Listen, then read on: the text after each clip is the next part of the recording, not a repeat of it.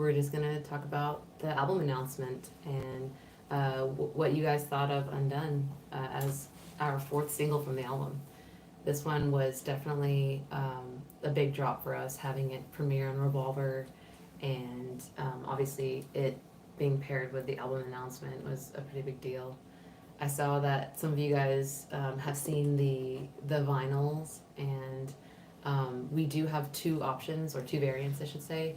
There's one that's the green one, which is the like normal vinyl release, and then we're gonna have like a super limited special edition pressing where they put flower petals inside of it and then they pressed it together. And we're only doing like 50 of those, so those will be more of like a collector's item. But I'm actually really excited about it because the fact that we could do something like that was really sick. Um, yeah, and we also dropped a whole extra merch line to go with it. So I designed all of the pieces for that.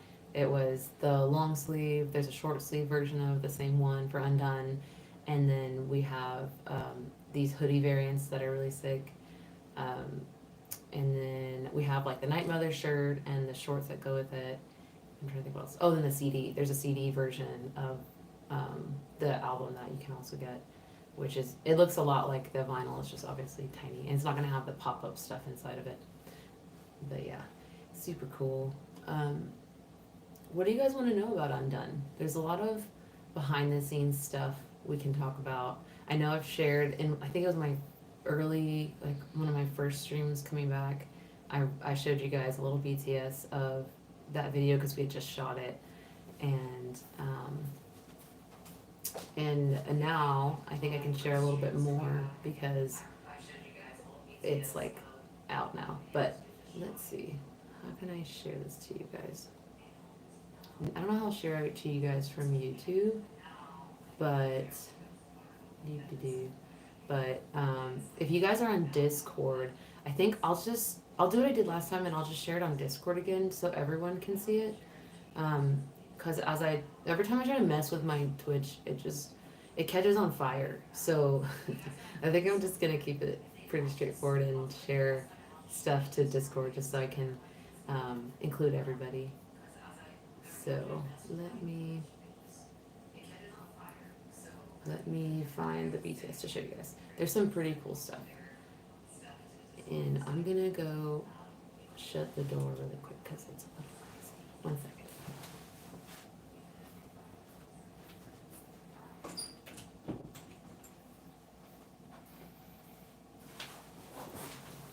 Anyways, I'm back after a quick intermission of like 5 seconds. Okay, let me find this. So this video, it is tied to Night Mother thematically in terms of like the content, and I'm sure if you delved into the lyrics at all, there's some tie-ins there. And this one, instead of focusing on the other person and all the things that are wrong with them, and kind of blaming them as Night Mother talks about, this one's more self-reflective and understanding that you can also be the problem, and that it is really difficult to change even when you want to. That's something that I've learned, throughout my life, is even when you want to be better and you want to change and you want to be different, it is really hard to break out of your habits, to break out of your mindsets. The things that are just instilled within you are really hard to get out of. Like things like learning how to treat people better or learning how to interact with people more naturally. It's really hard when you grow up being like really shy or something and trying to talk to people. There's always this deep-seated anxiety within you, or if you have trouble like in your family and things like that, it can be hard to break out of the mold of how you were used to interacting with them. And that's definitely true for me.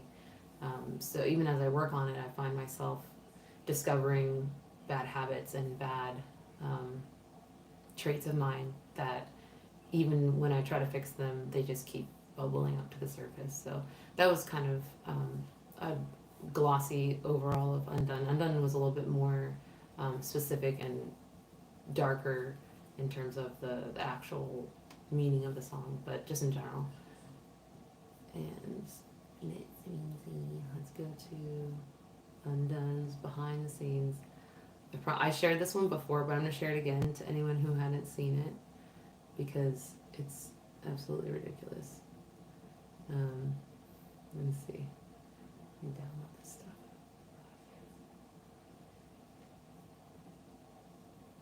So this one I'm gonna share.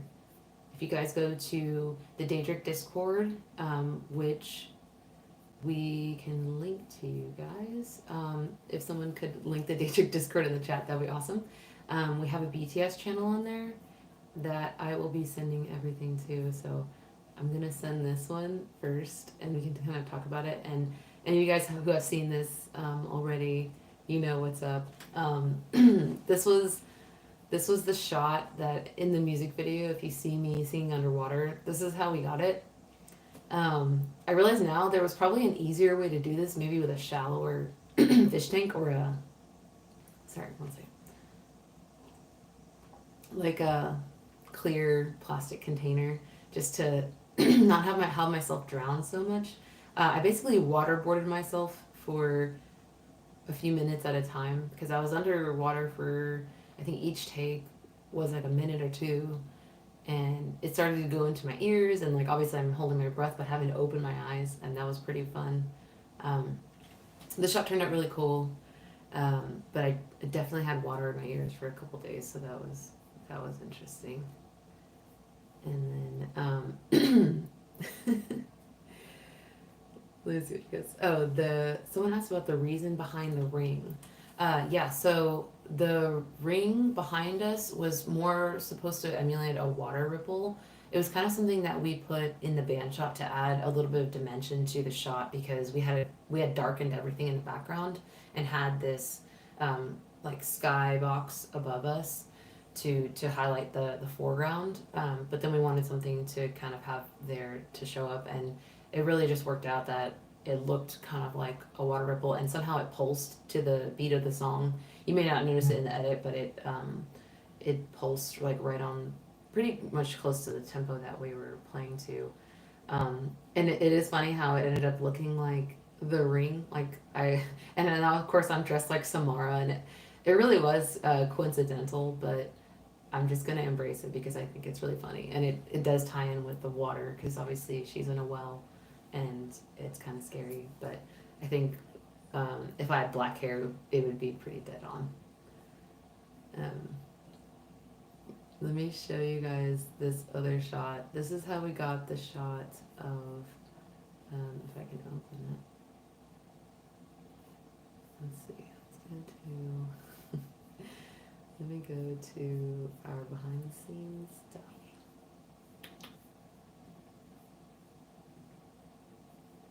I'm done.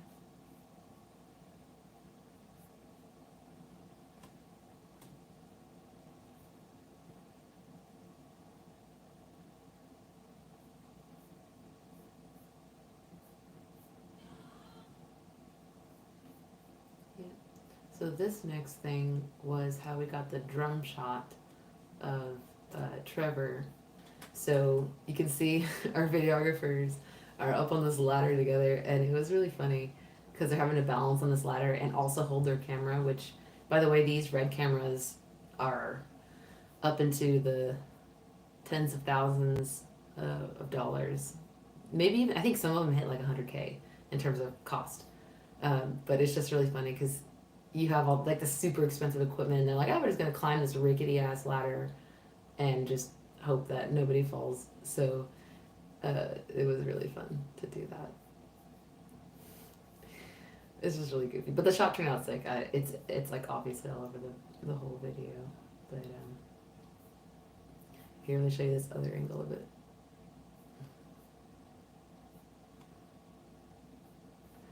It's funny if you guys have ever been on a music video shoot, how much of it is just like ghetto rigging. There's another term for it, but I don't know if that's stream safe to say, but it basically is just like really crappily set up rigging with this expensive equipment instead of having something official like cranes or jibs or whatever.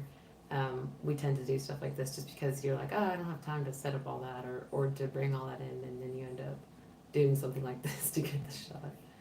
But yeah, this is how we got those two shots, and then let's see what else we have. I think a lot of it's just the skybox, but it does look cool.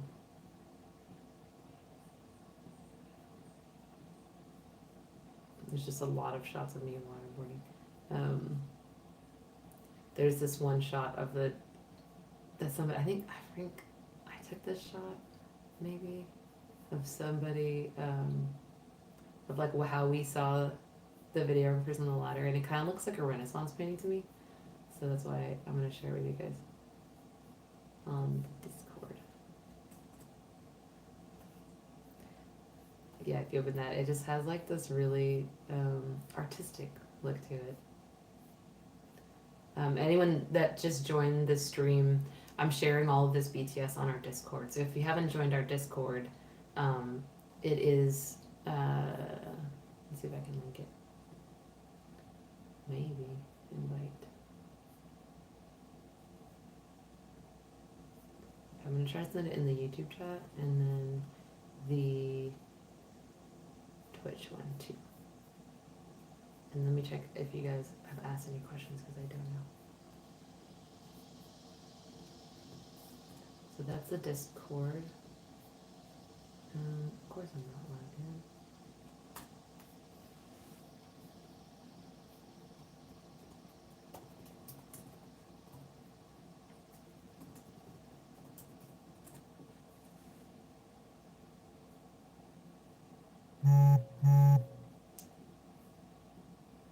I think someone else already shared the Discord in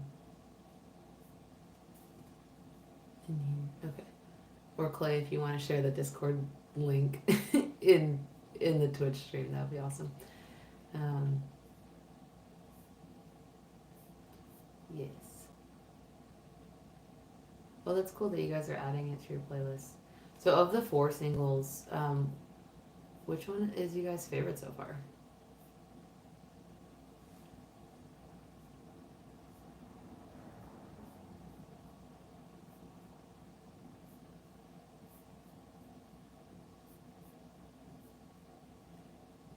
I think for me, well, my favorite song actually hasn't even been released yet, but so far of the released ones, I think Night Mother was definitely the one that I connected with personally the most in terms of the lyrics, the melody.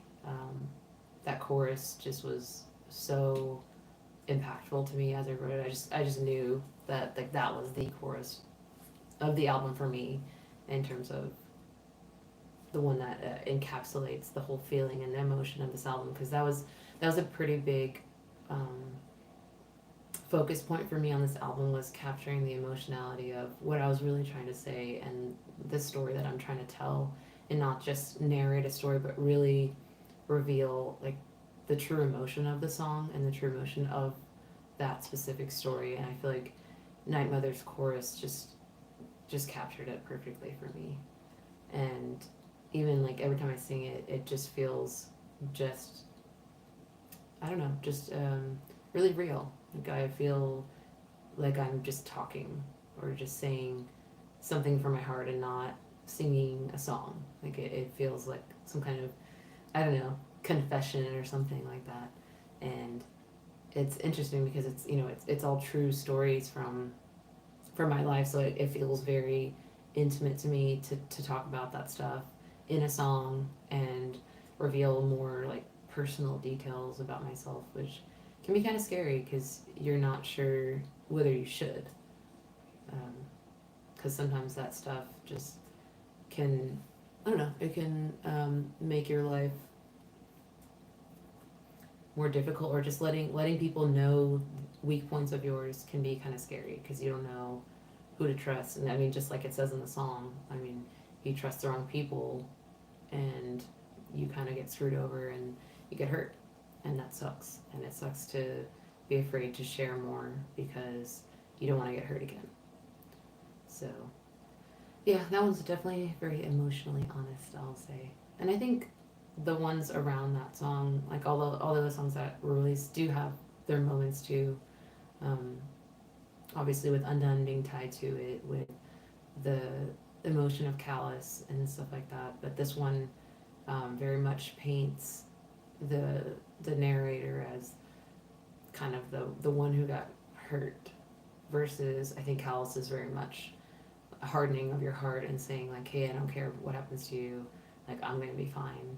And um, Undone being kind of more just self-reflective and more looking back at how you tried to change and how you tried to be better, and how difficult that is. It doesn't have as much pain tied to it, I think.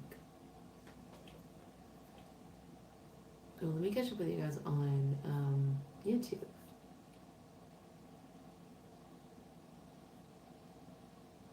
Somebody asked about. Oh, you're asking about the short I did to test out the Lewitt LCT 440. Oh yeah, I remember writing that. The lyrics. You replied to the lyrics. Oh, the lyrics to that song. I'll have to find it again. That was a while ago, but that one I wrote kind of on the spot.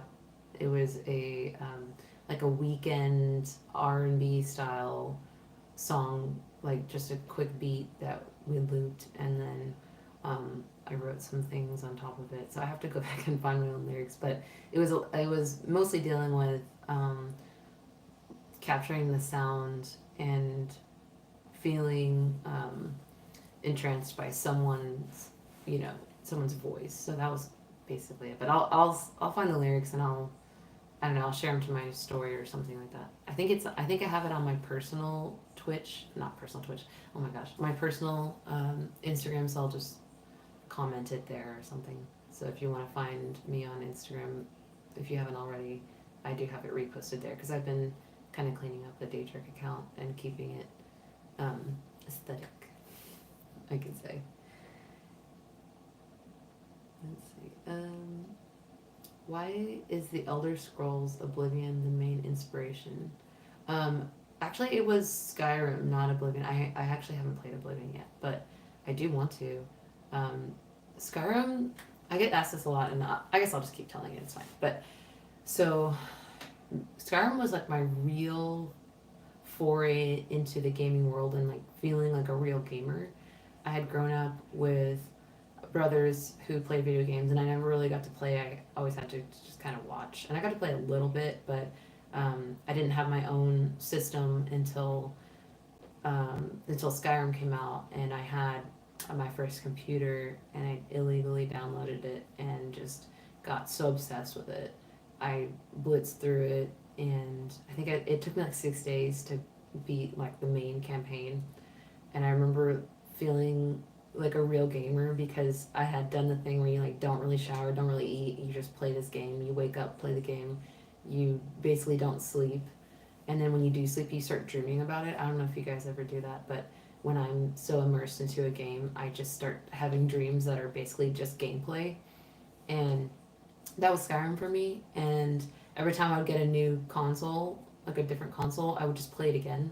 So like I got an Xbox, played it again, got a PC, played it again, and then even with a Switch, I played it on the Switch, which was a lot harder because it's smaller. But I just keep playing it because there's something about that game that's just it's very like it's a comfort game, and I like the lore in it. I like the open world concept, and I know there's more games like that now, but at the time there wasn't.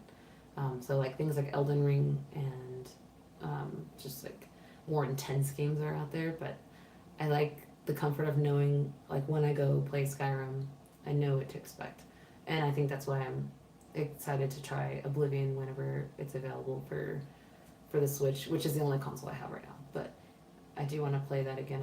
I like how detailed they made the lore and like how it carries through all of the iterations of the Elder Scrolls, and I just think that it's super cool.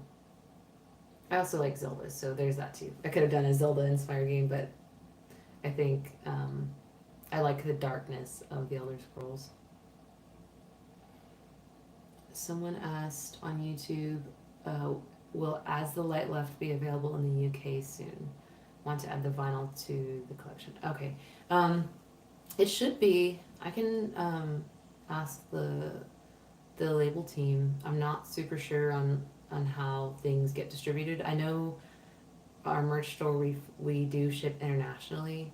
Um, so hopefully, if it's not available now, it'll be available soon. But it should ship to you guys. I don't see why that would be a problem. Um, yes, I have not finished Tears of the Kingdom. The if you guys know, that's the Zelda sequel to Breath of the Wild. I did beat Breath of the Wild like twice, and then by the time I got to Tears of the Kingdom, I was overwhelmed by the fact that there's 3 layers of maps.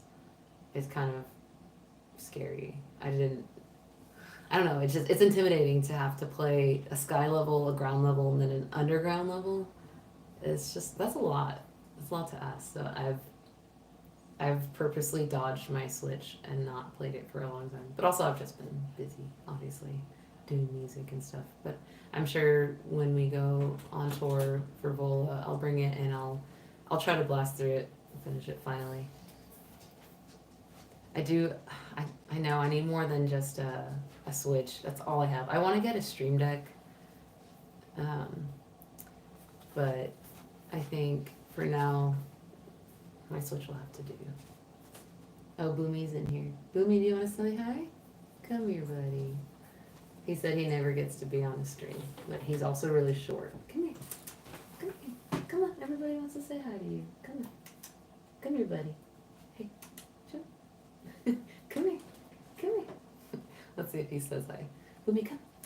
Come on, buddy. Come on. Look. Look. Right here. He's a little shy. If you guys didn't know, this little boy here, his name Boomy. Come here. Come here. I can't even see you. Come on. Come on. Come on. Look up. Oh, he's being shy. You can kind of see him on YouTube. He's like, his little head's right here. He's a border collie, and he's for some reason being very shy. But he also wants to be a part of the stream, so we let him. Okay. Anyways, he's not gonna say hi. Sorry, guys. I catfished you. Okay. I forgot what we were talking about. I have no idea who I am right now. Yeah, so Undone dropped today. We have a couple more singles dropping before the album comes out. Obviously, with it coming out October 17th, we have a little bit of time. So we have a couple more videos for you guys and just more singles in general, which the next 2 single drops are actually my favorite songs off the album, besides Night Mother. But man, I just can't wait to show you guys this next video that we did. I think I showed you guys a little bit of BTS on Instagram, but I'm trying to keep it pretty low-key because this video is really different for us. Instead of being performance with the band, I think it was our first foray into writing a narrative and doing something more art house, more provocatively art house. So it's really fun and really interesting. Wait, someone asked if I have a hellhound as a pet. I mean, sometimes he can be a hellhound. He can be a menace, especially when he knows dinner times, and he's very good at punching for a dog. He's got it down to a science. He's amazing at it, unfortunately for me, but he keeps everybody in check. Are there any rock bands on Twitch that you, especially on Twitch, that you love to tour with? I don't even know who's on Twitch. I'm still trying to find people to follow. Like, I think the only people I follow right now is Tesseract, because I don't even know how to find people on here. I'm just like slowly doing this, but who would I want to tour with? I think I don't have like a specific set of people in mind. It's just I like just meeting people and meeting bands and if it fits, like if it's a good fit in terms of, you know, the relative size, like who opens for who, and obviously the sound having some crossover into different realms, I think really helps. So I don't feel pigeonholed into a specific style. I think we could tour with, like obviously we've toured with the prog bands and we're going on another tour with a prog band, but I think we would also do well with like metalcore or maybe not hardcore, but I think if we played enough of our mostly screaming songs, we could sort of fit in. But we definitely have more of like the synth and clean singing than hardcore bands might. But I think it would be fun just to kind of mix up a show like that. But I don't know if I have any names in mind. Like there's obvious ones like Spirit Box, Ginger, Bad Omens, like people like that. I think we would fit really well with even like Poppy or suddenly I don't know any bands. But yeah, just anyone. And I feel like we have a sound that is pretty diverse, so I don't feel scared to kind of integrate with any style really.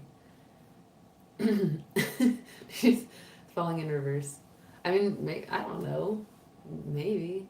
I don't really know enough bands to like just name off everybody.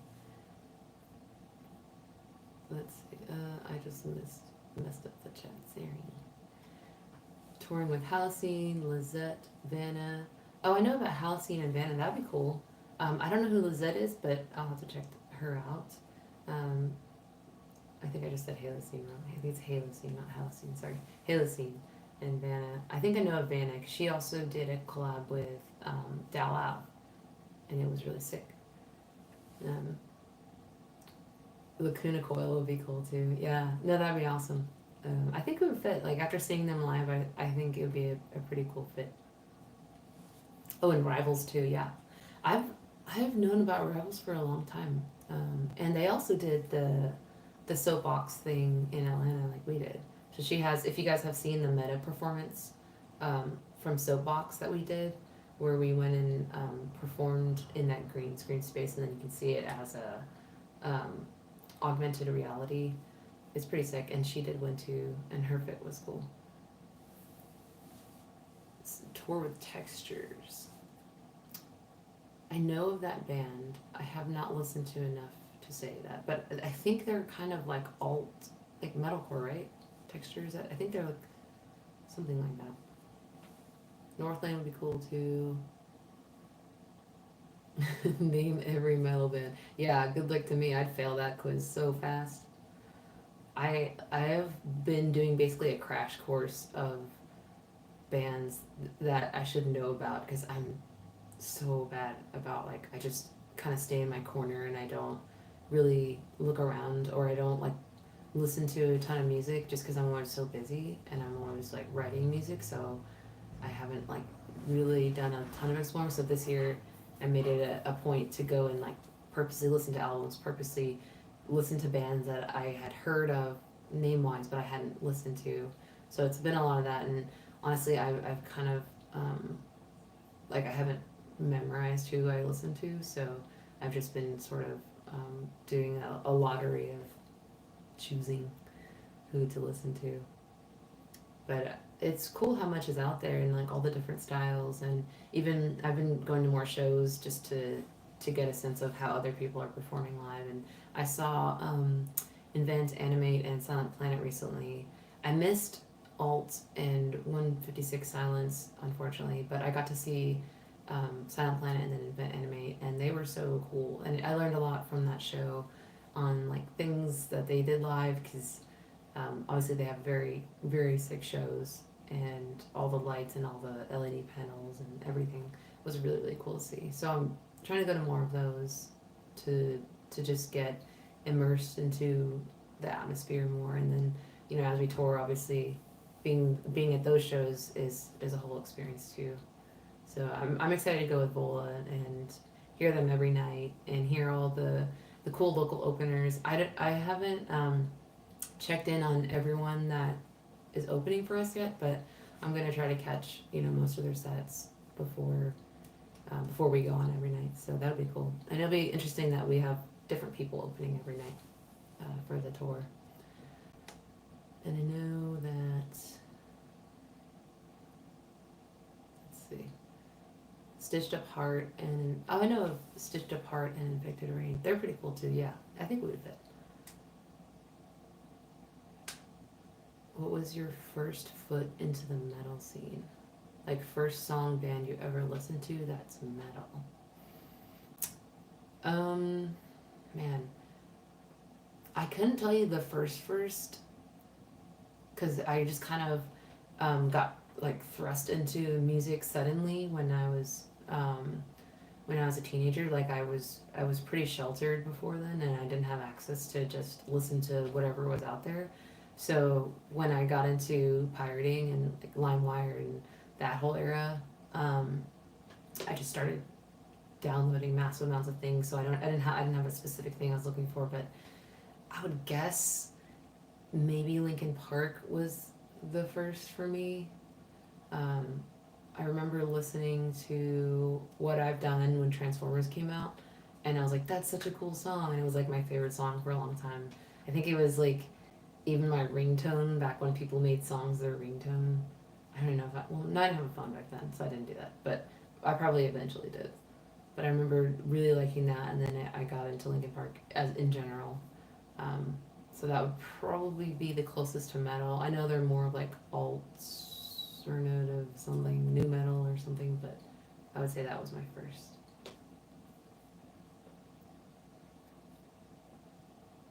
Huh? So, I don't know if I should say this on the stream.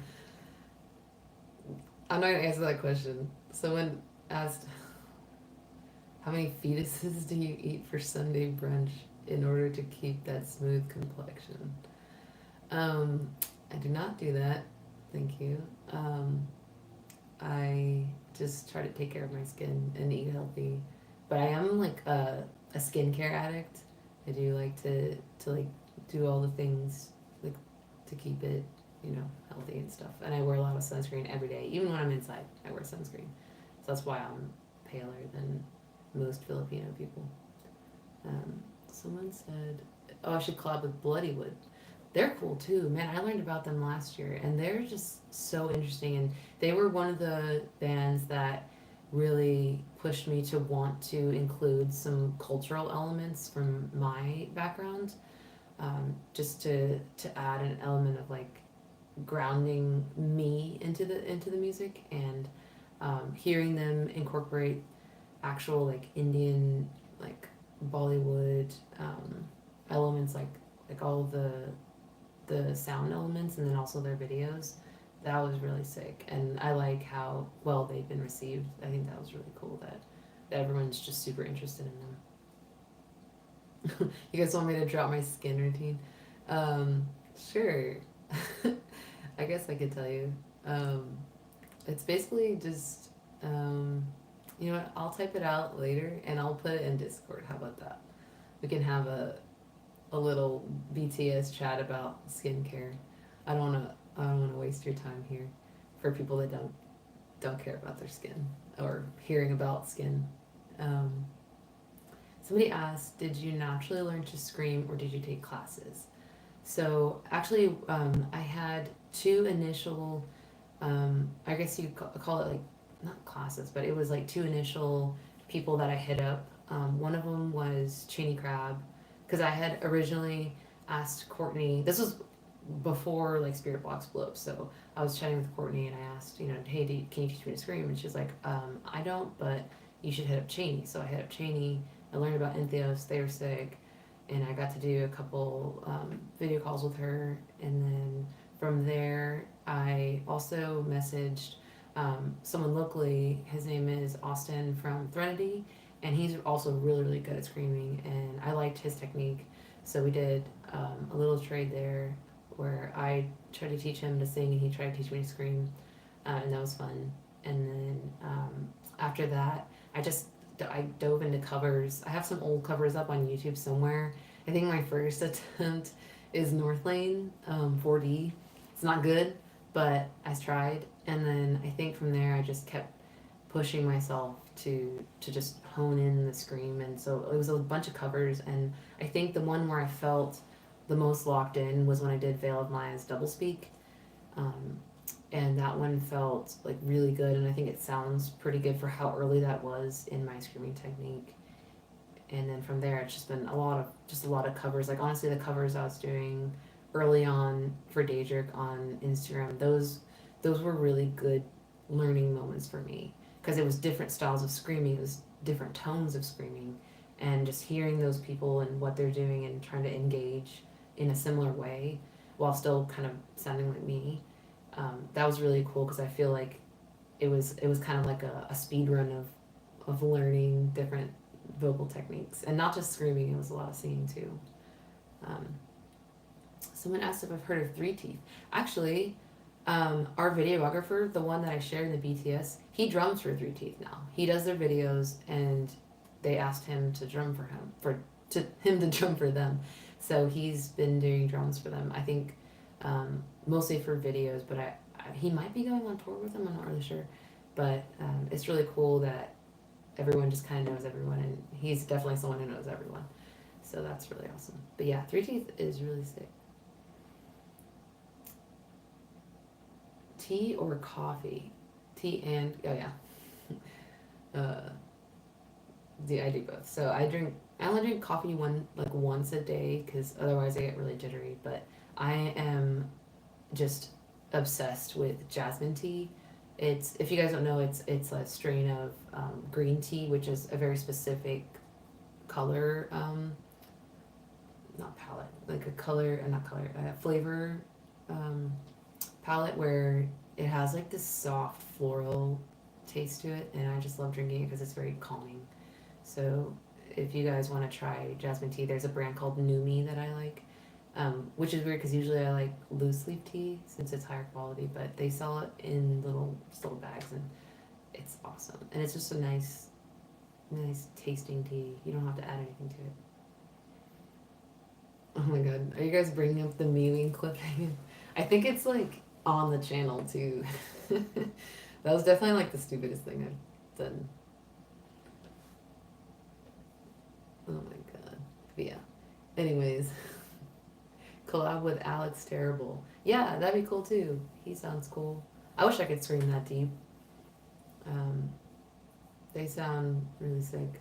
I haven't listened to a ton of the songs, but I remember hearing Baba Yaga, and I thought that was cool because it just sounds like a demon, and I want to sound like that too. But yeah, it'd be cool. Someone said I should do private lessons. I don't feel comfortable giving lessons because I feel like I'm not equipped to help people navigate vocal injuries or avoiding injuries or things like that. And so I like to just send people to others who I feel are better at that and can give good advice. Just because if somebody like tore something or got some kind of other vocal injury, I would feel so awful, and I would just never ever do that to anyone. When is the Europe tour? Hopefully a lot sooner than any of us know. But there's a lot of stuff going on behind the scenes with Daedric that we're not ready to share just yet, but I'll just say there's a lot going on that we're in talks with, so hopefully very, very soon, because I'm also dying to go to Europe. I think that is just like the best place for metal, because I feel like they're always excited to hear metal. But yeah, Europe is probably going to be very soon, maybe even like next year, to be honest. Somebody asked on Twitch if I've had any vocal injuries before. I have. Obviously losing my voice last tour, that was rough, and that was probably the longest I've gone with a vocal injury because I had to keep performing, so that was tough, emotionally and physically. And then there was at one point during the album recording, actually during Alien Skin, we were recording, and they had me yell, if you guys hear the line, I'm paranoid, right? And like I'm screaming it, but there's also underneath, there's layers of me just yelling. And I should have thought it through a little better, but I was actually just yelling and not a controlled yelling. So I ended up doing something some kind of vocal injury of some kind where I couldn't really sing or talk really well for, I think it like took me 2 weeks to recover, so we had to stop any vocal recording for a while. Luckily we had a lot to do, so it didn't really hinder us too much. But it was definitely a humbling experience. I felt like I was being very just carefree with my vocals until then, and then after that I was being more in tune with what's going on, and maybe not overdoing it. Even when people ask me like, "Hey, do this thing," I'd say, "Hey, like no, I don't. I know that my vocals are not primed for that right now," and a lot of that has a lot to do with just vocal health in general, knowing your limits and feeling yourself out in terms of, there's some days where my vocals are amazing and I can do anything. I can scream and sing all day long. And there's days where I can tell I'm just more fatigued and there's a like dryness or there's a scratchiness or there's just too much tension and I'm not ready for something. So getting used to this part of my body and understanding what things mean when they happen and how to counteract that, or if it's a rest day versus push through day, just feeling all of that out. Yeah, and it is scary to lose your voice. It sucks, especially when it's your instrument. Because like I was telling the guys on tour, it's one thing if they get sick and they have to play guitars or drums because, yeah, it sucks and it's tough still, but at least you can still hit the notes and be in time and stuff like that. Whereas when I had my vocal problems on tour, I felt like I couldn't be who I want to be, and that was really hard to face because I was screaming just fine, but the singing was tough, and so I had to do a lot of things like dodge notes or change up how I sing, like maybe sing the harmony instead of the high note. And we have a lot of high pushed belts in our songs, especially if you think of Night Mother, trying to sing that live with a vocal injury, that was really hard. But yeah, hopefully this time I will be much better off because I actually, took some time to do vocal training and learn proper techniques for how to care for your voice, not just warming up, but post show, lots of stuff like that. And there's so much that goes into this. It's like your voice is like a little pet, and you gotta keep it alive and healthy and feed it and moisturize it. Maybe not moisturize your pet, but moisturize your keep everything hydrated. But yeah, it was really hard, especially in the desert. If you guys live in the desert, Utah, even Boise, you people in Australia, I can't imagine how you just live like that because that was dry. And I live in Texas where it is humid all the time, and I love it, and it makes me really happy. And it's easier to live like this because the desert is just, it feels like you're breathing in, I don't know, dry smoke. I don't know how you guys do it. So kudos to people that live in the desert because you guys live life on the edge. I do want to go to Australia though, so, and obviously we're going back to like Utah and stuff, so I'm gonna figure it out. I'm just gonna have like a Bane mask on with a humidifier attached, and then it'll be fine. Everything will be great. Yeah, Calgary was dry for you? I feel like I've been to Calgary in Canada, and it didn't seem as dry. At least not as dry as Utah. Let's see. Oh, I missed something over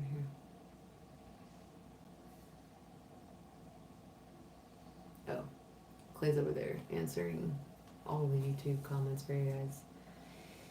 Yeah. If you guys didn't know, on the Twitch side, somebody asked who mixed the album, and that was Joel Wanasek, and it was mastered by Mayor Applebaum for the new album. The first album was mixed by Joey Sturgis. So there's a lot of people involved that you may not see that help us with all of the mixing, mastering, production.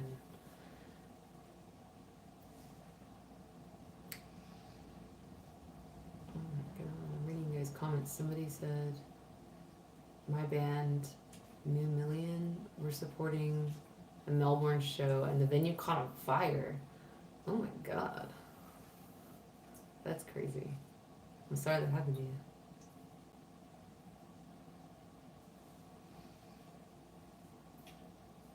That's wild. Yeah, I saw some people saying that we should tour in the South. The farthest south we're going for this tour is actually Nashville in Tennessee. I don't know why we're not hitting like Florida or anything, or even Texas, but um, we're on a bowl this time, so that's fine. Well, I'm sure eventually we'll do some kind of southern deep south run or something like that to include you guys because I feel bad. I see a lot of not just on our tour but on other tours, they tend to skip Florida, which I don't really know why. Is everyone just afraid of Florida man or something?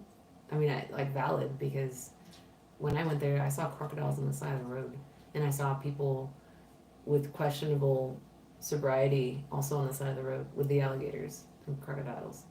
So maybe that's why. I'm just kidding. I don't know. Maybe it's just the geographical barrier of like having to go into the peninsula and come out. I don't know. Somebody asked, is there a chance you will release albums on cassette? I think everything in terms of distribution of that sort, it always depends on demand, which I think there's not a huge demand for cassettes in terms of like our style of music. I think for more like indie style things, I think that works, but I'm not sure that we would do a cassette. I think between a CD and vinyl, the production on those is kind of a lot, especially with this new vinyl where we went above and beyond to like make the artwork super sick. If you guys haven't looked at that already, I'm really excited about this vinyl. It kind of looks like a game board, and we're making the vinyl art into a mousepad too for a lot of people that people told me that they were using our Daedric mousepads as rolling mats for their dice for like Magic the Gathering and stuff, and so I think this one is gonna be even cooler because it feels like you're immersed into some kind of universe or world. Um, Someone else asked, "Why did you decide to have a short scream when you left me to rot?" You can thank Clay for that one actually. Um, that part was originally going to go into a breakdown section, but then we ended up keeping that instrumental, so it was just a quick rot, and then it's like, and I was questioning that. I was like, that kind of seems weird, but both Clay and Jeff were like, this is so sick, just leave it, and then it goes into the instrumental breakdown, and I was like, all right, that's fine. Do you have to take any precautions to preserve your voice that affects day-to-day life? No. Um, when I'm not trying to prepare for tour, I don't really think about it too much. I'm trying to do vocal warm-ups every day just to get used to it and have my body get used to it and just be prepared every day. But in general, things like not yelling are great. So not straining your voice too much just on the daily is probably good.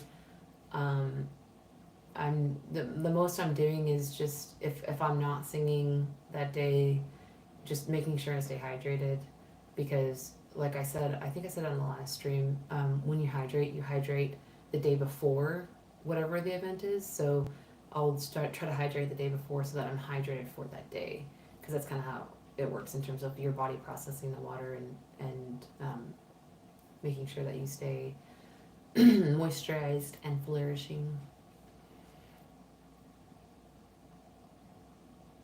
Somebody said, I would have loved to hear your version of the rot. I think I just held it out a little longer. It probably wasn't anything crazy. A lot of people skip Ottawa, Ontario, Canada. Either they go to Toronto or Montreal. Yeah, I think Canada, I don't know too much about why bands mostly hit the certain places they do in Canada, but I think it might have to do with availability of venues or just the logistics of crossing into Canada and playing shows. Maybe there's like a limit or something, or sometimes it's difficult to coordinate that stuff. I don't know. I'm not a booker. Maybe I can ask somebody who books shows, see what's up. Why are you skipping Ottawa? How dare you? They deserve love too. Where can I post a drawing of you? Oh, if you're not on the Discord, you should join Discord. We have an art channel on that server where you can post drawings, you post any fan art that you want there. It's a very open and welcoming community, I will say. Everyone's really nice there. And if you're not, you get banned. We have moderators for that. Straight to jail. Forever. You don't come back. Oh, somebody's asking me to post Boomy Pigs. Oh, yeah, I should. I have a million videos of him being a menace. He's definitely a hellhound. If you thought otherwise, you're wrong. But yeah, there's like a channel for everything in our Discord server. And if there's not, I think if there's enough demand, we try to add it if we can. Somebody said, I loved your cover of My Understandings. Yeah, that one, I love singing that song. That's a great song. And then we mashed it up with Zombie by the Cranberries. So that was fun. That was a cool one. Hello, hello. Okay. Question. In your song Sepulchre, you sing the words hope stained with sorrow. Sorry, hope stained with sorrow. Are you speaking of yourself? Oh, no, I guess I was literally covered in paint, so yeah. I mean, if you take it literally, yes, I was. But that song was a lot about fighting like the monster that's in you, but it also had a lot to do with Hermaeus Mora, if you know that lore. And so it was talking about just the desolation of, like, okay, if you see in a lot of movies where the hero is pushing forward to still win, but then they have this past that clings to them that is still, like, there's so much sorrow involved. Like, a good one is, if you guys have seen Dracula Untold, if you think of his story of how he's having to fight the Turks in the movie, and he's hopeful that he can still save his people even after his family's killed.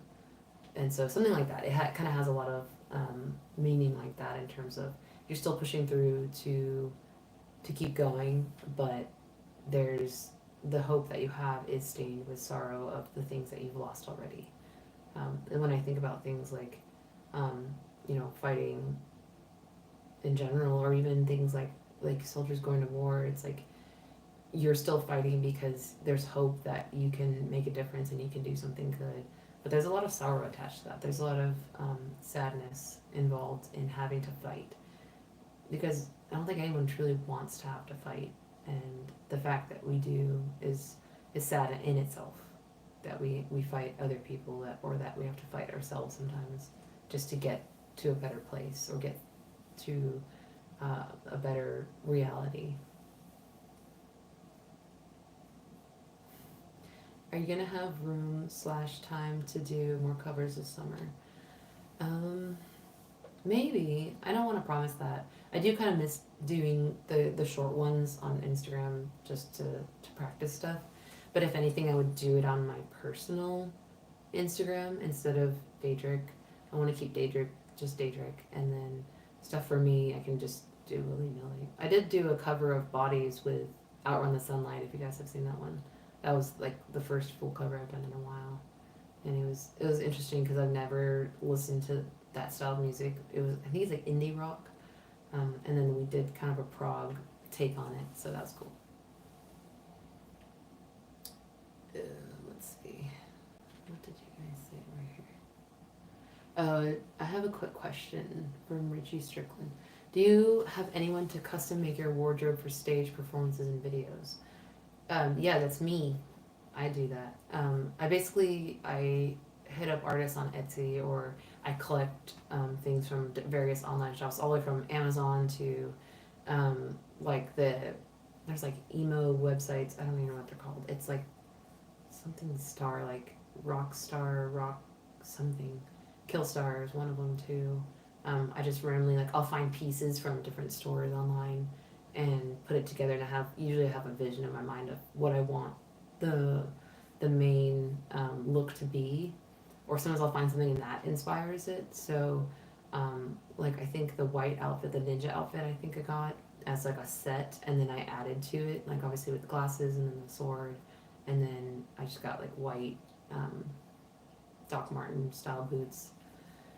But I like to put stuff together myself because I know what looks good on me, and also I just kind of know what I want, and I know for the most part how it's gonna look on camera, because that's important in terms of like how much light it reflects, or how it's gonna look like shape wise on me, and I know my body obviously better than any random stylist could, so it's just easier for me to understand what to buy for myself and try it on, and then we take it, to the music video or on tour. I just have I have various sets, like tops and bottoms, that I like to mix and match so that way it feels like a new outfit. But that way I don't have to pack too much, because I don't really like taking a huge suitcase and taking up space on our tour van, our tour RV, because we have a lot of stuff to bring in, and so I don't want to be that diva that has like the giant family size suitcase. I try to keep it pretty minimal, so I even like vacuum seal my stuff just to keep everything small. But yeah, I'm the one that puts everything together for now. It would be nice to get a stylist one day that knows me and can do something nice, but for now I'm fine with just taking care of it myself.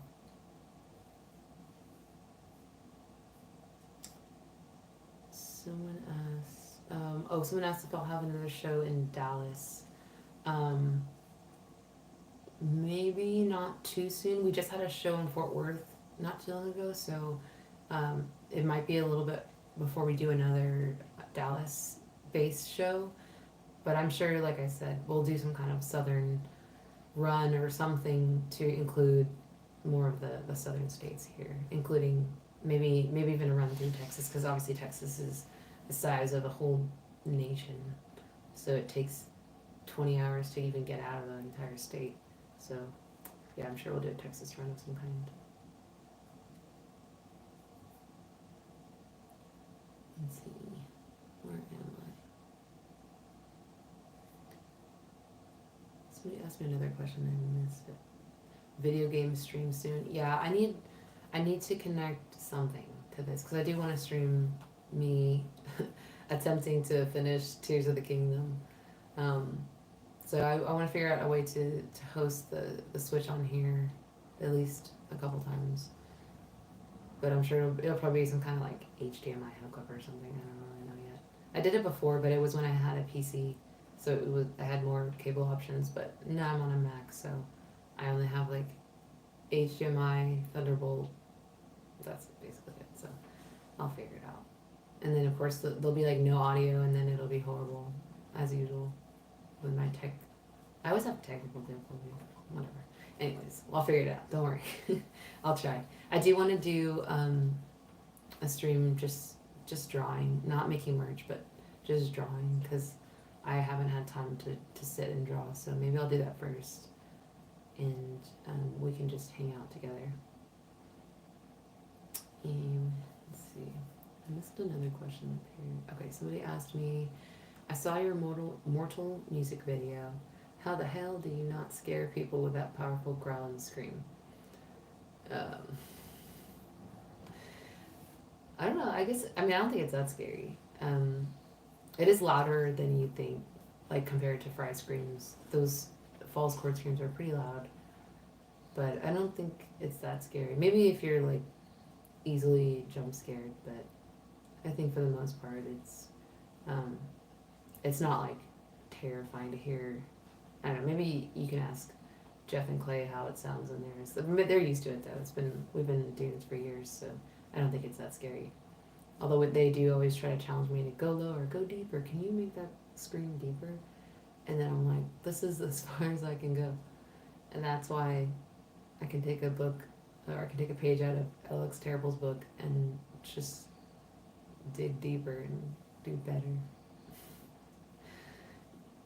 Somebody asked what my mom thinks about my screaming at first. Oh my god. She hated it. She was like, that's so awful. It's not singing. It's terrible. It sounds scary. And then she met my other relatives who listened to Daedric, and they were like, "This is so cool." And somehow she's come around to at least tolerating it. I don't think she'll ever like the screaming. She'll always prefer the singing, and she loves the singing stuff I do. But I don't think the screaming will ever make her list. It'll just be something that she deals with or puts up with to get to the singing at some point. She definitely thought it was evil.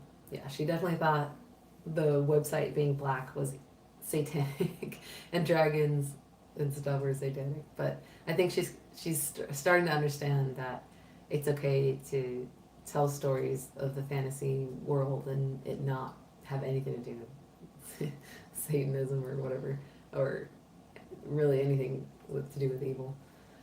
But it still cracks me up that she thinks that. So I don't want to really change her because it makes me laugh. What made me get into singing? I was basically born singing. I always go to, karaoke parties and sing there, or I just love singing in general. I always liked how it made me feel, and I liked just doing it just for fun. So I've always been singing since I was a very small kid. Probably before I really even talked, I think I was singing more, and I just loved it. But I couldn't tell you like when. Yeah, someone says, "What got you into singing?" Being Filipino. Yeah, no, that's honestly, that's kind of a straight answer. Is when you're Filipino, you have to sing. Even if you can't sing, you still have to sing. So there's no choice. I went straight from the hospital into a karaoke party when I was born. And they were like, "Sing, child." And I did. And here I am. I'm just kidding. Someone asked if I could choose a band to collaborate with, who would I pick? I'm so bad at these questions. I need to have like a pre-made list, a band to collaborate with. Like I feature on, I think, Northland would be cool, Silent Planet's cool, Ginger would be cool, Spirit Box. Me just naming random bands that I can think of right now. I really enjoyed the prog stuff because it's like there's rules but also no rules, so you can do whatever you want. And so we're doing a collab right now that is very proggy, and that one's cool. And that one will hopefully come out end of this year or the beginning of next year. Are there any bands I don't like or genres? I'm not a huge fan of country music. I couldn't tell you anyone that I don't like specifically because I don't listen to enough country to tell you like I hate this band. But I'm trying to come around to it too, just because I'm trying not to be a hater. If you guys know of Dixon Dallas, that's a good country artist that I listen to. You should definitely look it up, but it is not safe for work, so don't play it out loud. But listen to the lyrics of the top song. It's really funny. He's a great country artist. But I don't think there's a band that I'm like, oh, that band.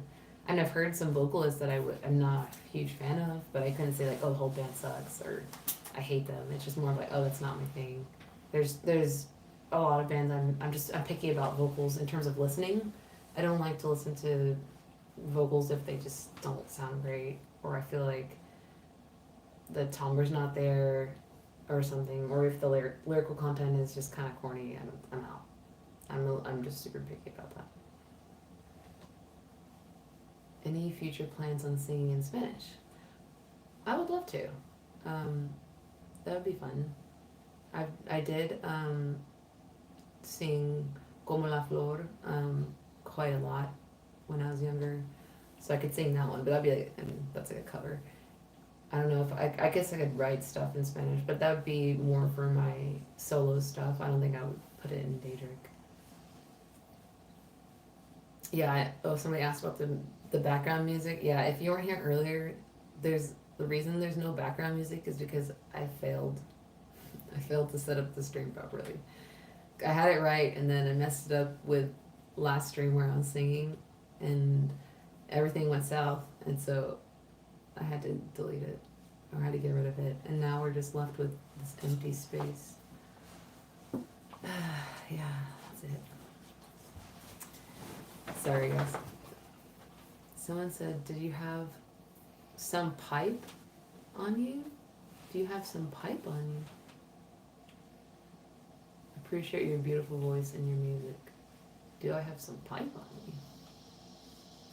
I don't think I have a pipe. Pretty sure. I'm assuming I just read that question wrong.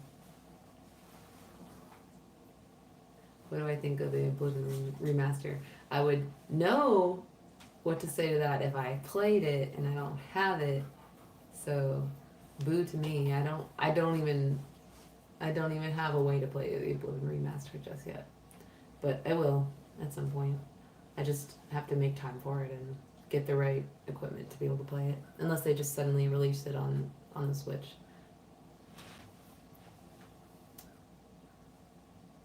What part of the Philippines is my family from? They're from the south, like the Cebu region. There's like, obviously there's a million islands, so just somewhere in that region, Visaya.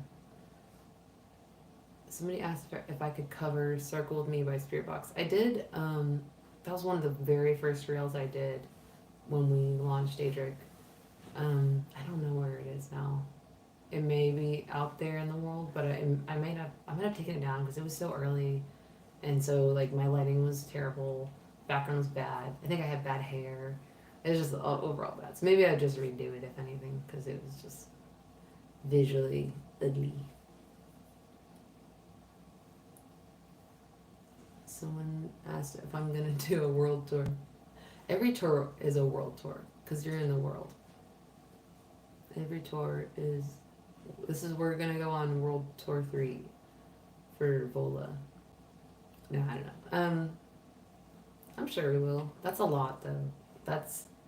It's a lot of time, and then obviously it's expensive to tour. So the fact that we're doing a month-long tour is pretty awesome.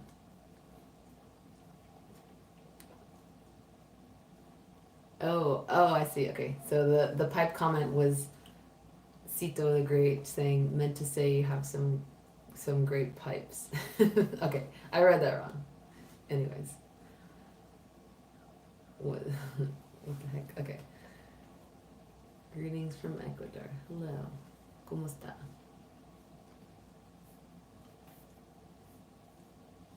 Okay, do you guys have any questions about the album, or what do we want to talk about? What haven't we touched on? And we talked about the merch drop. We talked about the vinyl pre-order, which if you guys have not seen that vinyl, it is gonna be crazy. It has like whole pop-up feature in the inside.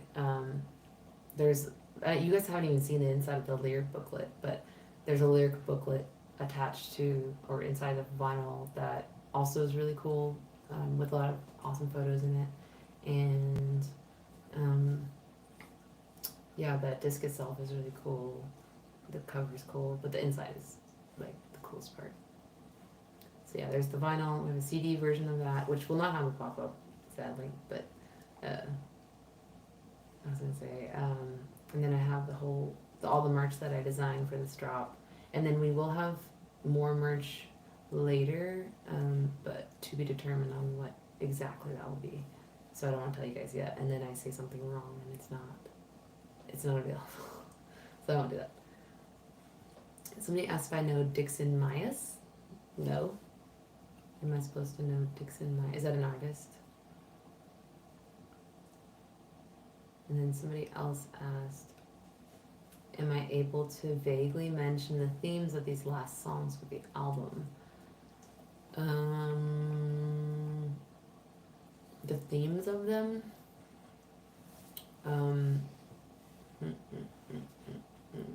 I mean, a lot of the album concept ties into this idea of fate versus free will, and a lot of that then dives deeper into, the choices we make, and are they really our choices, or was everything predetermined, including things like how we turn out as people. Some people say like, oh, I'm just this way, this is how I am, and like they're the worst person you've ever met, and then it makes you wonder like, are they capable of change, or are they always going to be that way?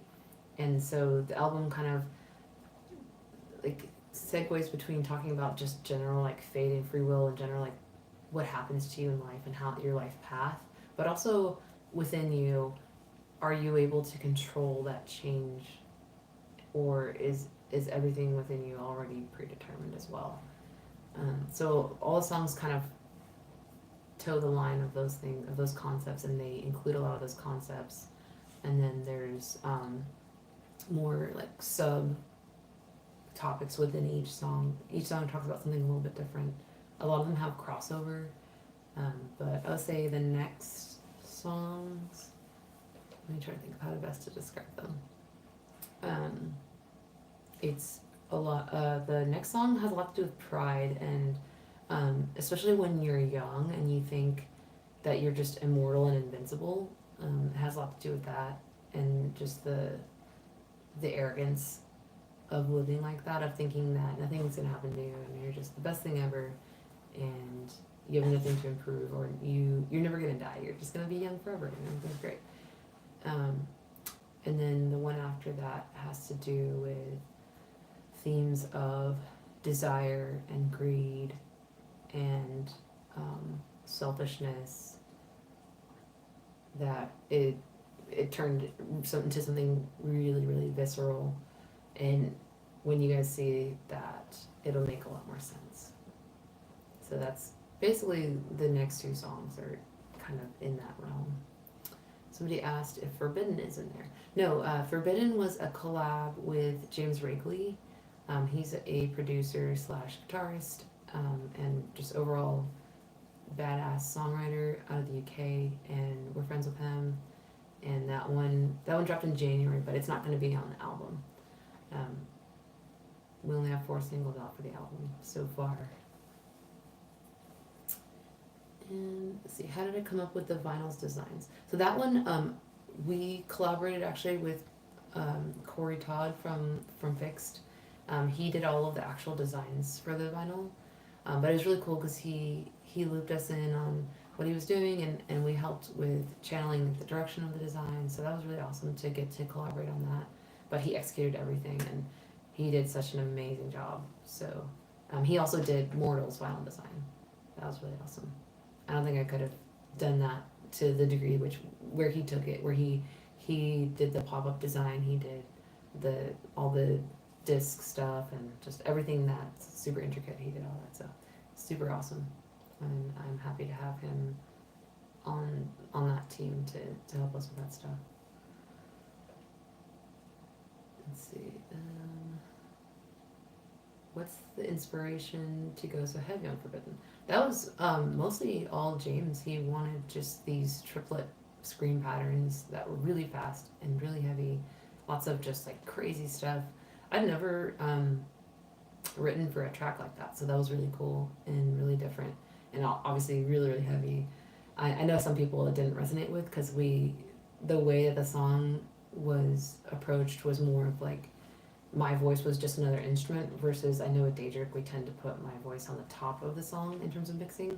So that was interesting to try something new, but I think it's still really sick to hear it if you think about it more of like an EDM style track or electronic track in general.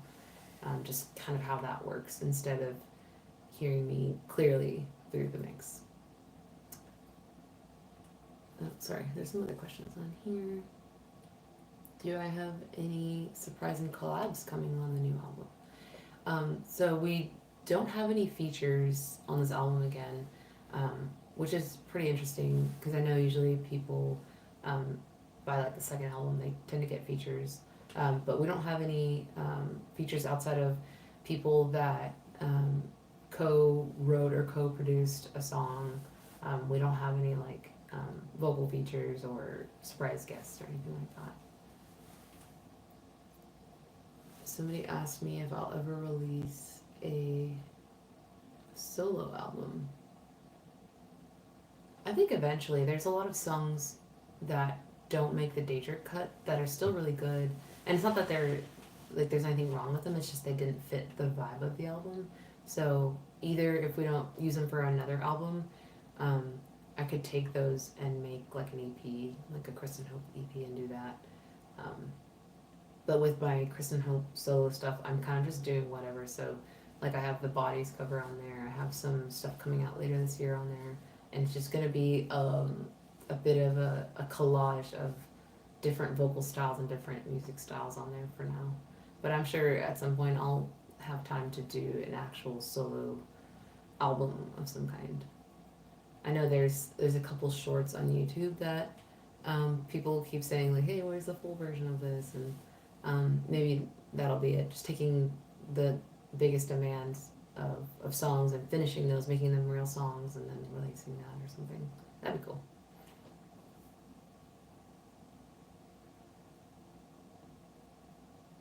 Are the Elder Scrolls references in your songs titles related to the themes of the songs or just cool Easter eggs?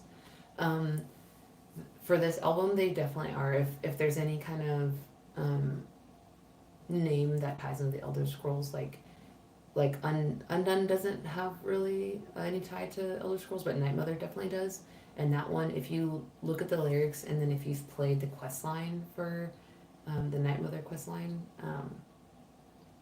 then you can kind of see the tie-in there, especially when, if you think about it from Cicero's point of view. Imagine if he wasn't crazy.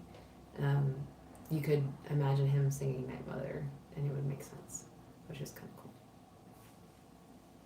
Someone new here said, I have Spotify. Yes, I do have Spotify. If you go to our website at daydripofficial.com, there's links to every streaming platform we have, including like Bandcamp, Spotify, obviously, Apple, YouTube.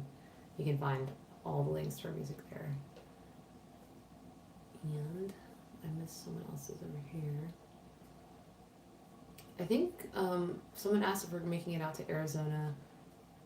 I think we're kind of close. We have Utah. We are making it to Arizona. Oh, we are in Arizona. Okay, just kidding. Let me see. Let me check our tour schedule. And I have not looked at this in a hot second. Okay, we're going to Denver, Salt Lake. I don't see Arizona. There's Sandy. Oh, where? Ha. Okay, September 27th, we will be at the Nile Theater in Mesa, Arizona.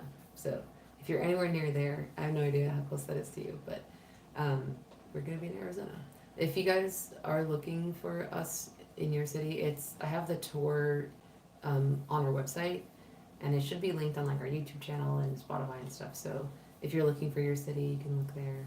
It's an easy way to find that. But we're covering like most of the U.S., so we should be pretty close to you guys for the most part.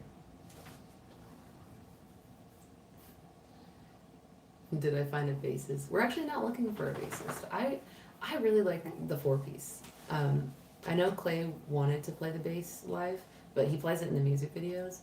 But Dylan won't let him play it live, so he wants to match guitars. So they do the dual guitar thing, which I think is equally cool.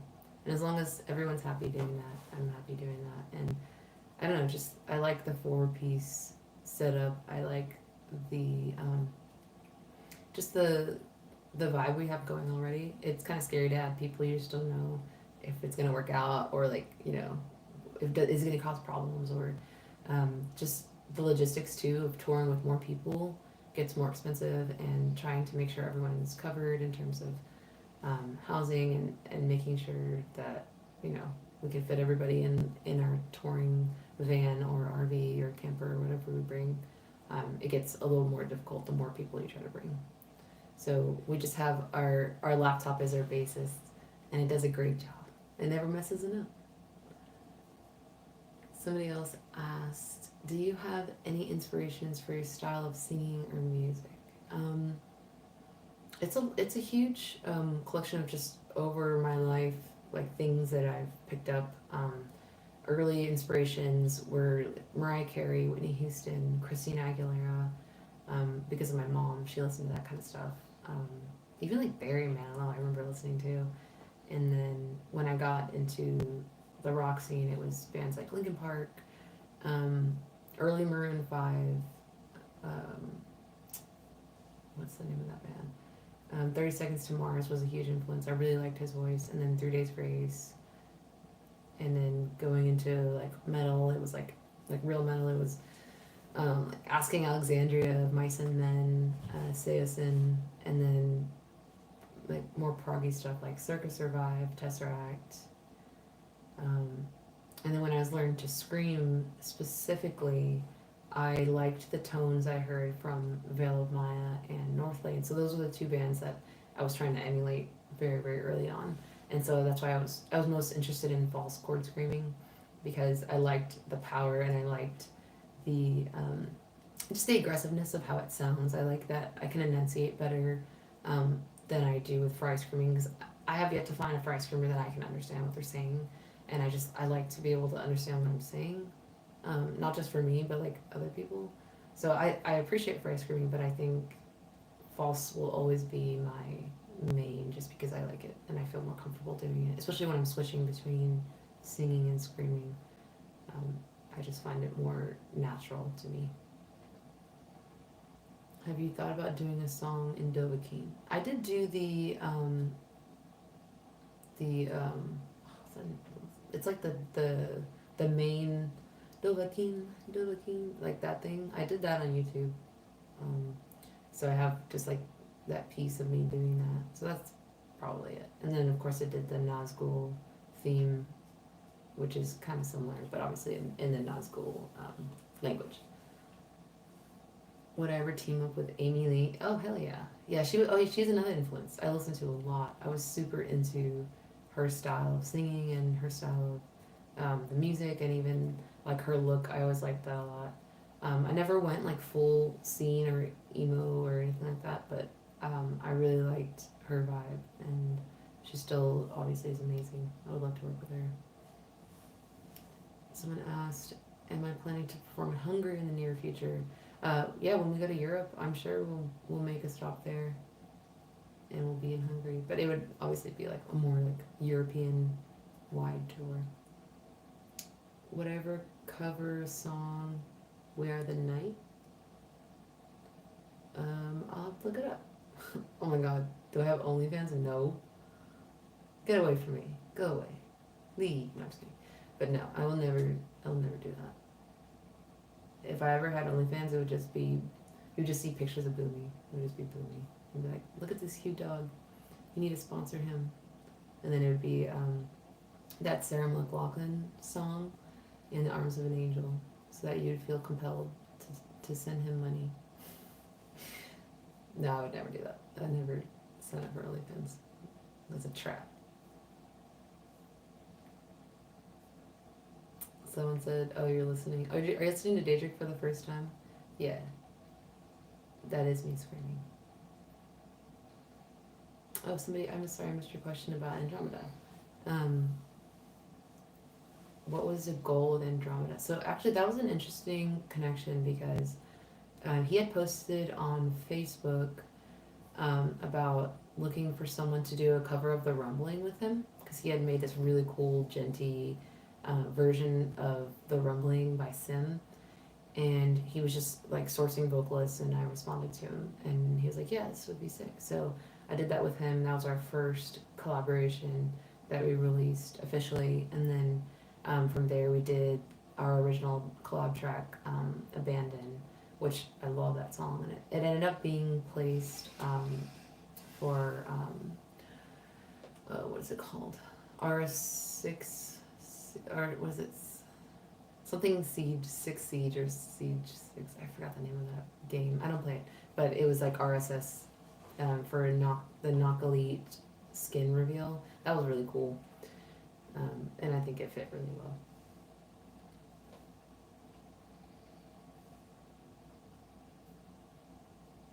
But yeah, Rumbling is still awesome.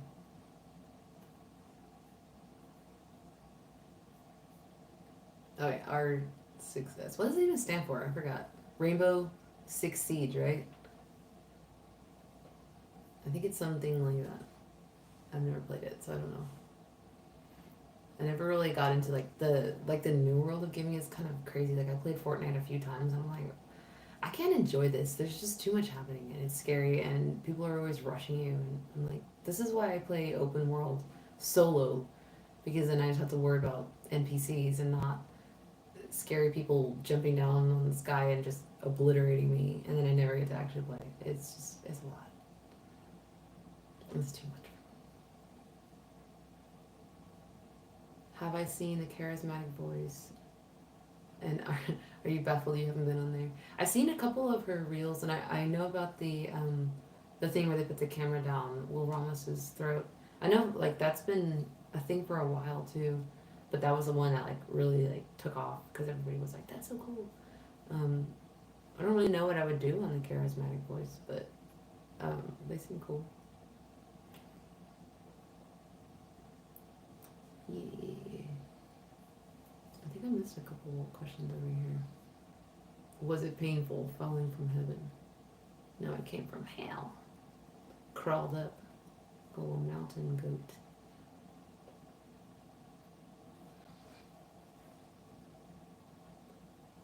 Let's see. Oh, someone said we sound like a heavier Paramore. I could see that. And that's also a huge compliment because Haley is, I would say, one of the best vocalists of the current age. She's just incredible, obviously. Decode will always be the best emo song ever written, in my opinion. I think. Especially if you're a Twilight fan. I know all of us lived through that phase. I wasn't as hardcore, but I was definitely like that song was definitely really cool. And I still watch the movies, even though they're awful. I like to torture myself.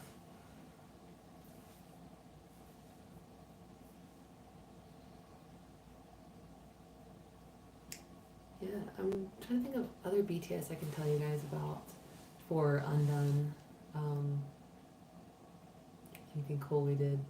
There's just a lot of random videos of stuff, but it's mostly me with my hand underwater. If you guys missed that earlier, I posted in the BTS channel on our Discord about me waterboarding myself over and over just to get that shot. And it's like only in the music video for like a few seconds, obviously, but it was worth it. It was worth drowning. Do I have a dream gig or venue to play? I just want to play a festival. I think that's my like next goal is to play a festival, preferably somewhere in Europe, because I've heard that they have the best festivals. So probably that. But otherwise, I don't know about a venue itself. Maybe Red Rocks. Red Rocks is cool. I've been there for. I was there for a show, and it sounded really cool. Surprisingly, I thought it was gonna sound terrible because they're just gonna bounce around all the rocks, but the sound system was really cool.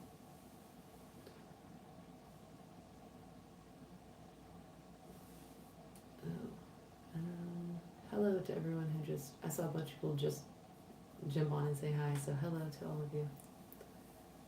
Resurrection Fest is waiting. Oh yeah, I saw a bunch of people playing that, and I was like, that looks so cool. I didn't even know Spain had its own festival like that, but it looked really fun.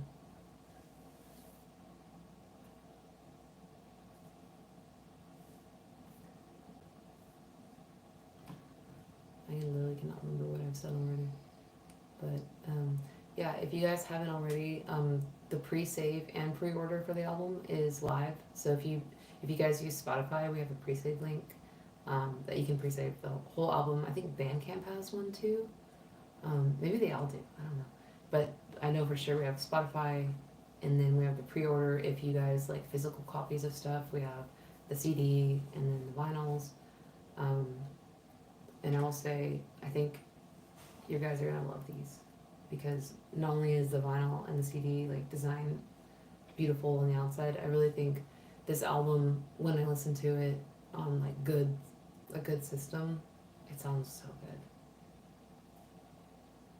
So I'll say, if I ever try to be promotional in any way, it's definitely pre-order this album. I think this is one that I feel really just excited about for you guys to all hear, and obviously I'm gonna be listening along with you guys, but um, it's just really cool to have it finally coming out and share it with everyone because this stuff I've just been holding on to and having to listen to the demos and stuff in my car, and I'm like, I can't wait for it to be released for real. So yeah.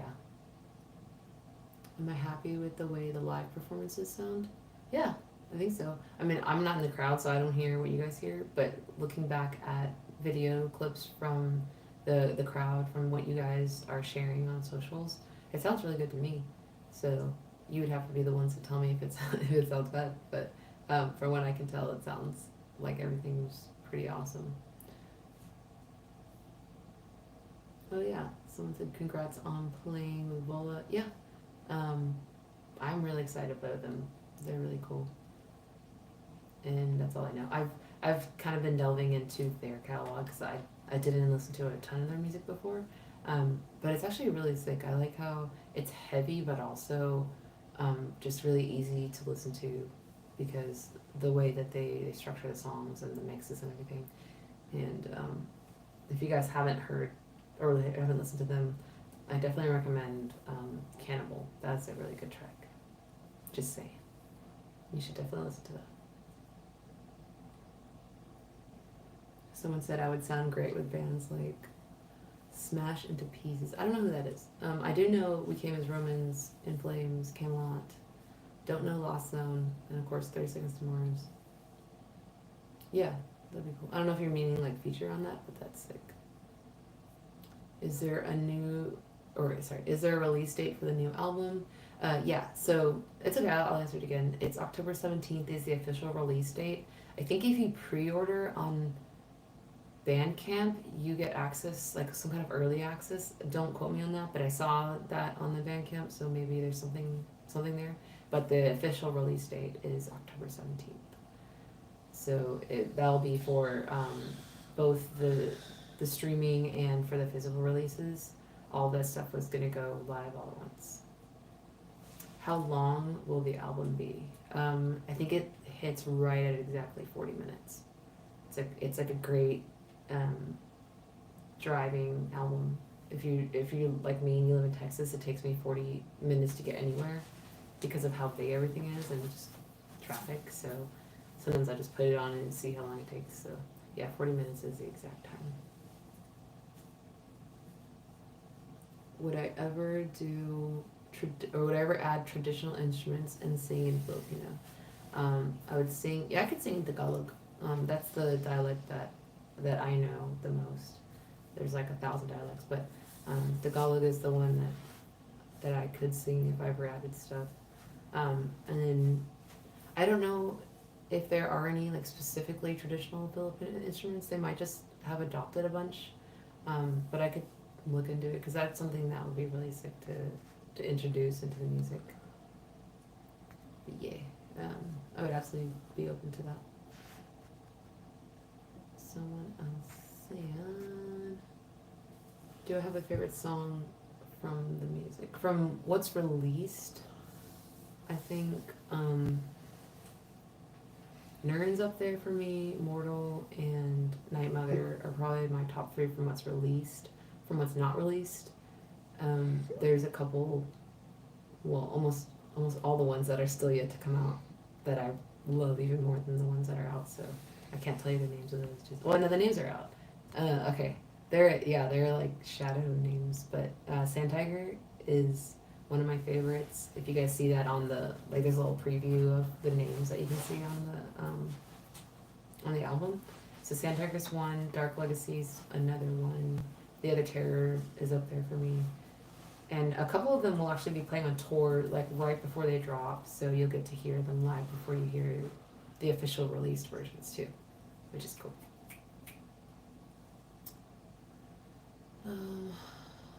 What's my favorite song of all time? Man, don't ask me. It's like asking me who's my favorite, I don't know, or what's my favorite movie or something. Like I always have something. I don't know if I have a favorite song of all time, but there's a long list of songs that I love. I can't name a single one. I've suddenly not listened to any music ever, so I'm sorry, I can't answer that question. But I have playlists and stuff of just random stuff. Man, now I'm thinking about that all the time. I don't know what my favorite song is. Skip. I'm gonna skip that question. We're gonna pass it. Huge fan of the Annex. Did he reach out to you for a feature on Spit You Out? I don't know. Maybe it was mutual. Maybe we were like, hey, I want to work with you. And then he was like, hey, I want to work with you. Here's the track. I don't know. I don't remember. I wasn't really part of that conversation. I was just kind of like, cool, we're going to do this feature. Maybe he has a better memory than me. But it was most likely some kind of mutual, like, hey, I like your music. I like your music. And then we did that. Us and Orbit Culture would make a great collab. Yeah, their stuff is sick too. Somebody said Dawnbreaker would sound good as an anime song. I think so too. I think that one and Titan to me have like strong anime vibes. And then there's another one on the new album that will come out with the album that was very much inspired by a combination of Tokyo Ghoul and Attack on Titan. That maybe you guys will relate with. I'll talk more about it whenever it's actually out, so it makes sense, so you have context. But those were very much anime vibes inspired, especially this new one. Am I a fan of Howard Jones? I don't know if I'd say I'm a fan, but I think he's really talented. And I don't really listen to too much like Killswitch Engage, but I've done that cover of My Curse, and that was really fun. And he sounds awesome on that one, obviously. Let's see. When welcome to Europe. Please say, yeah. Oh, I said that earlier. Yes, it's in the works. We're working on it. Don't worry. I can't talk too much about it, but there is a lot that we have been working on for Daedric to get us really just out there. What kind of covers have you sang in concert? The only cover I think I've actually done live is Deftones' Passenger. That was not with Daedric, that was with my band before Daedric. We did a full cover of Passenger, which now when I hear it I'm like, oh, it's so dated. But that one was cool to sing live. And that was pretty much it. What video games do I like other than Elder Scrolls? Zelda, for sure. Any of the Pokemon games. I've played all kinds of Pokemon games, but I love Pokemon. Zelda's probably my favorite just because it's so beautiful. Especially if you guys have played Breath of the Wild or Tears of the Kingdom. That one's definitely the same. And somebody asked where the name Daedric come from. The Elder Scrolls. If you play any of those games, you'll know it comes from there. The Deftones cover, it is on Spotify. It's super old, so I'm not gonna hype it up too much. But if you look for Passenger by Aesop, like Aesop's Fables, it's probably still out there. And somebody's gonna kill me for sharing that because it was like very early in my vocal journey, so you can hear the growth from there to here. But it was me and our two people from our band that recorded vocals on that, so it's not just me singing, it's two other dudes. And they also sound great. Would I do a song with Lauren Short? Yeah. He'll probably like scream circles around me, but I think it would be fun to kind of meld the two worlds. Someone said, the art you're creating is legendary. Well, thank you. I really appreciate that. I'm really proud of how much we've grown throughout this album cycle. I think I've talked about this a few times on different places, but this album really marked something new for me. I don't want to say an era. I think that's kind of weird to say that. I don't think it's an era of change, but it really was a change within me that I wasn't really expecting, and that scared me a little bit because it caused a lot of real life change for me. It influenced decisions I made in my actual life, and my lifestyle has just changed because of it.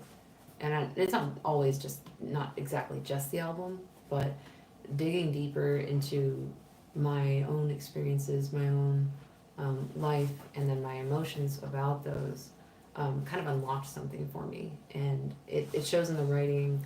I've heard a lot of you guys have connected with these songs in a different way than you did with Mortal even, and I feel the same way. I feel that this album has so much raw emotionality to it, that was difficult to put into a recording because you're trying to make sure you capture it honestly and you do it justice, and that can be scary because you're both trying to be true to what you're feeling, but also protect yourself from just like letting everything out. It just comes out as a mess. You want to keep it kind of, I don't know, like encapsulated into something that can make sense. I can't just be randomly yelling and being like, oh my god, I'm so upset about this thing. I wanted it to feel relatable to everyone, even if you haven't been through that exact experience, just making it something that was still beautiful and still musical and had a purpose that fit together within the realm of the album and still incorporated themes of the Elder Scrolls, and I didn't just throw it all away. I still found the stories that I needed within the Elder Scrolls, specifically Night Mother, like I talked about.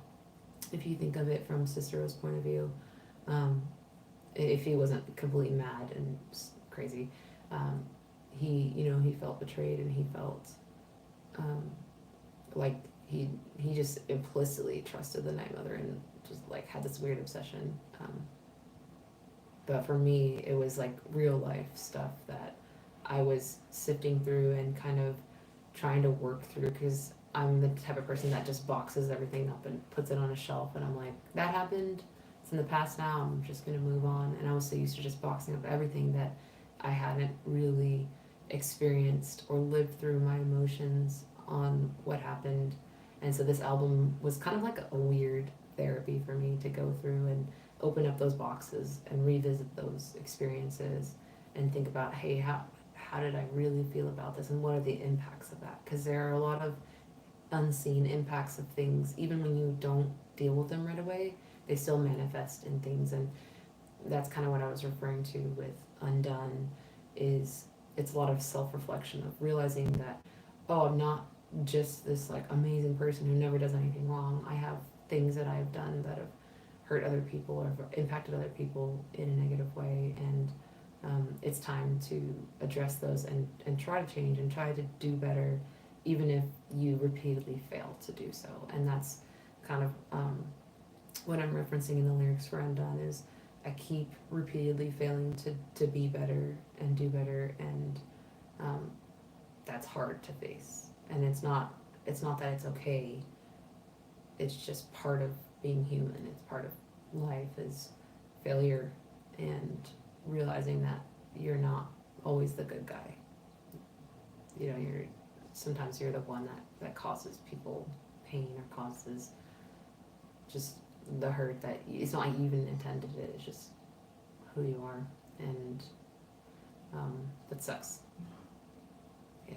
Yeah, this album was really interesting for me. So I'm really proud of just the honesty of it, and like I said, I grew a lot, and it's taught me that it's okay to bring more of yourself into your art, because really that's what it is. It's a manifestation of your passion, a manifestation of your heart and your mind.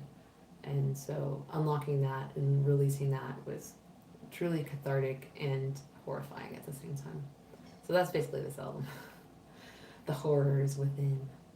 And that's kind of the concept of As the Light Left, that album title. Like I said, dealing with fate and free will, but also dealing with a loss of hope or a loss of self and the light within yourself, but also within the album we talk about the dark, and it's both the physical light and lack of light with darkness, but also the darkness inside of you that you have to face and that you have to address as reality. Sorry, someone was asking some questions I missed. Have you ever made a song that's left you like shaking or goosebumps at the very least? I would say pretty much. I would say most of the songs on this album, as I listen back, I'm like, wow, like that's crazy. Especially, I would say, Night Mother Dark Legacy when that one comes out, Opulence when that one comes out. The Other Terror was written like, I'll talk about it more when it comes out, but that one was like, that experience writing that song was something I'd never done before, and it was probably the most horrifying recording experience in terms of writing by myself that I've dealt with. But I can talk about it more later when you guys actually hear it. Maybe you'll be able to like hear more of that in the song first, and then we can chat about it. Someone asked if I've ever thought about starting a faction on Elder Scrolls Online for fans. I actually have not even tried Elder Scrolls Online for myself just yet. I just haven't had time, but I do want to. Maybe I'll do that before I try out Elden Ring. That'd be kind of a step in the right direction. It's a little bit daunting to deal with online people, because I used to play RuneScape when I was really, really young, and dealing with people online is actually kind of scary when you're a kid. They didn't know I was a kid, but like I could have been involved in some sketchy stuff back then. Like I think somebody was talking to me one time on there, and they said ASL, and I thought that meant American Sign Language, which, if you guys don't know, when someone I think they mean like age, sex, and location, but I was like, no, I don't speak ASL. And also, what would that do here on RuneScape? Like, that's not gonna help us. And luckily, my naivete spared me that weird interaction, because I would have told them I'm 7 or whatever. Good thing I was a little stupid. Someone said, did I design my album art? Yeah. I designed the album art for this one. The Immortal one was an artist that actually reached out to us, and then we did like an NFT kind of thing with them. So they were the ones that did the Mortal art. But for this album, that was all internal. That was me and actually Clay shooting the visualizers for the album. And then when we captured a still of the visualizer, we're like, oh, that's such a cool image of me, reaching up to the tree. And I'm super into Renaissance paintings, because I was an art major, and I went to Italy for art history and stuff like that. And getting to see all those paintings like Michelangelo, Caravaggio, Raphael, like all that stuff in real life was really life changing. And so I'm super into Renaissance style lighting and composition. So seeing that, I instantly was like, oh yeah, this is sick. So then we decided to make that the album art. And I used to design all of the singles. When we dropped singles for Mortal, I had done individual single arts for each song, and so I did all of those, which they exist somewhere. I'm sure I would just have to dig them up, but I did all of those too.